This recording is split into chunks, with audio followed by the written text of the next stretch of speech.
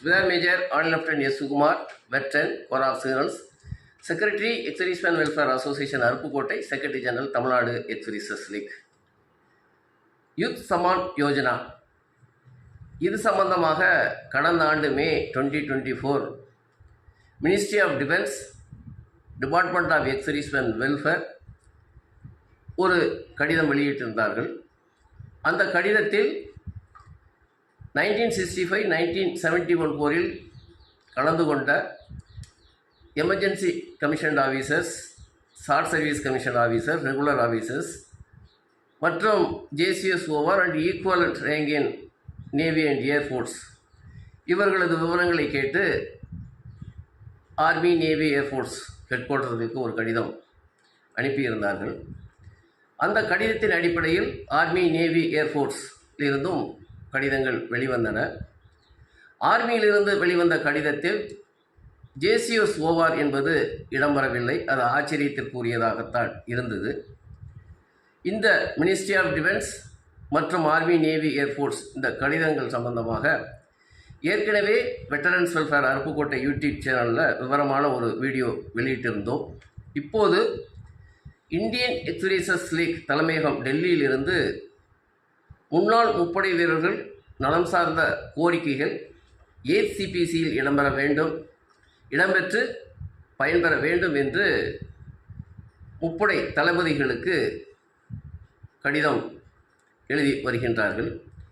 அதில் முதல் கோரிக்கை யாதெனில் யூத் சமான் யோஜனா, அதாவது யூத் சமான் யோஜனாவுடைய பயன் தகுதியுள்ள அனைவருக்கும், அதாவது emergency commission officer, short service commission officer, regular commission officer, JCSOR and equivalent rank in navy and air force அனைவருக்குமே கிடைக்க வேண்டும் என்று ஒரு முக்கியமான கோரிக்கை அடங்கிய கடிதம் முப்படை தளபதிகளுக்கு ஐஏஎஸ்எல் ஹெட் குவார்ட்டரிலிருந்து எழுதப்பட்டுள்ளது.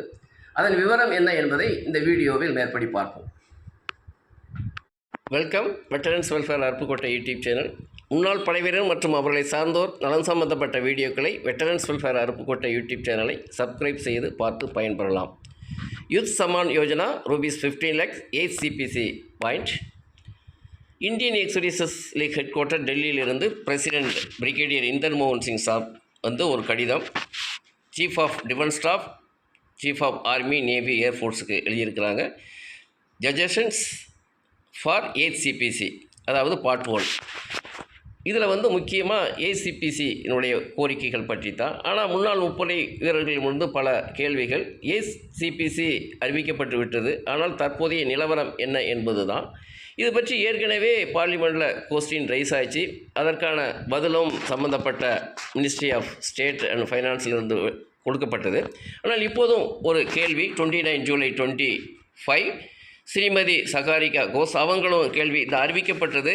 ஆனால் அதற்கான கான்ஸ்டியூஷன் சேர்பர்சன்ஸ் மற்றும் மெம்பர்ஸ் ஃபைனலைஸ் ஆயிடுச்சா இல்லையா என்ற விவரம் தான். வழங்கப்பட்ட பதில் மினிஸ்ட்ரி ஆஃப் ஸ்டேட், இந்திய ministry of finance Shri Pankaj Chaudhary அவர்கள் தெரிவித்தது, கவர்மெண்ட் இது டிசைட் பண்ணியாச்சு ஏசிபிசி கான்ஸ்டியூஷன் செய்யணும்னு. அதே நேரத்தில் இதற்கான விவரங்கள் stakeholders, ministry of defence, ministry of home affairs, department of personnel and ட்ரைனிங்கிலிருந்து நாங்கள் அதுக்கான விவரங்கள் கேட்டிருக்கிறோம். அதுக்கப்புறம் இந்த நோட்டிஃபிகேஷன் என்பது வெளியிடப்படும் என்பது தான் பதில். ஏற்கனவே கொடுக்கப்பட்ட பதில் படி தான் இப்போவும் இந்த பதில் என்பது வழங்கப்பட்டிருக்கிறது. ஆனால் இப்போது சிபிசியில் யூத் சமான் யோஜனா பற்றிய கோரிக்கை, இந்தியன் எக்ஸ்-சர்வீசஸ் லீக்கினுடைய கோரிக்கை என்ன என்பதை பார்ப்போம். It was learnt that EC and SS officers would be paid ₹15 lakh for their services in 1965 or 1971 war. We request the acceptance of this demand by Honorable Raksha Mantri and be implemented in the ACPC. அதாவது கோரிக்கையானது EC and SS officer 1965-71 அல்லது 1961 வாரில் பங்கு பெற்றவர்களுக்கு ₹15 lakh வழங்கப்பட வேண்டும் என்ற கோரிக்கை என்பது ரக்ஷா மந்திரி அவர்களால் அது ஏற்றுக்கொள்ளப்பட்டு ஏசிபிசியில் அது அங்கீகரிக்கப்பட்டு, அதாவது ஏற்றுக்கொள்ளப்பட்டு அமல்படுத்த வேண்டும் என்பது தான்.